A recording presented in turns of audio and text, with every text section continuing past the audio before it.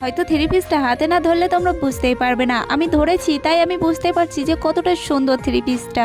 দেখতে যতটা সুন্দর কাপড়টাও ততটা সুন্দর। সো হ্যালো গাইস, আসসালামু আলাইকুম। আশা করি সবাই ভালো আছো, ইনশাল্লাহ আমিও ভালো আছি। আজকে আবার একটা নতুন ভিডিও নিয়ে তোমাদের সামনে চলে আসলাম। দেখতেই পাচ্ছ কিসের জন্য ভিডিওটা করছি, তোমরা ঠিকই দেখছো। ফ্লিপকার্ট থেকে একটা প্রোডাক্ট এসেছে আমার কাছে, আমি প্রোডাক্টটা ওপেন বক্স করবো তোমাদের সামনে। বন্ধুরা, এই থ্রি পিসটা গত 5 দিন হয়ে গেছে অর্ডার দিয়েছিল তোমাদের ভাইয়া। গতকালকে তোমাদের ভাইয়ার দোকানে এই প্রোডাক্টটা দিয়ে গিয়েছিল, ও কালকে বাড়িতে নিয়ে আসতে ভুলে গিয়েছিল, তাই রাতে বেলা এনেছে। রাতের বেলা অনেকটা রাত হয়ে গেছে বলে আমি ভিডিওটা বানাতে পারলাম না। আজকে সকাল সকাল ঘুমের থেকে উঠে আমি ভিডিওটা শুরু করে দিয়েছি। জামাটা প্যাকেটের উপর দিয়েই ভালো লাগছে, জানি না ভেতরে কেমন লাগবে।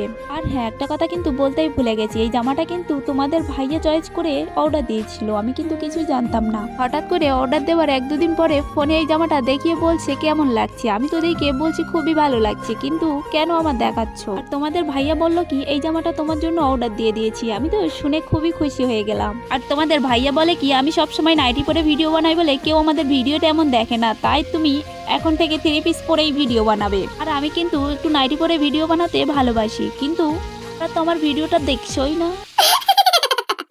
কি আর করার, এবার থেকে আমার জামা কাপড় পরেই ভিডিও বানাতে হবে। আমার কিন্তু জামা কাপড় অনেকটাই আছে, আমি কিন্তু জামা কাপড় সেরকম পরতে পছন্দ করি না, তাই আমি সবসময় নাইটি পরেই ভিডিও বানাই। আর এই গরমের মধ্যে জামা কাপড় পরে ভিডিও বানানো খুবই কষ্টকর, কিন্তু কিছু করার নেই, তোমাদের জন্য পড়তেই হবে।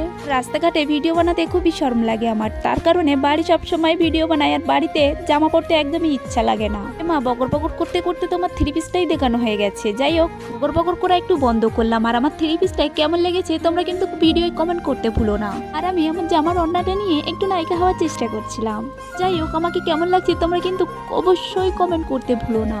আমার ভিডিওটা যদি তোমাদের একটুখানিও মনে ধরে তাহলে প্লিজ আমার ভিডিওটাই লাইক করো। আর আমার পরের ভিডিও দেখার জন্য চ্যানেলটিকে সাবস্ক্রাইব করো প্লিজ প্লিজ।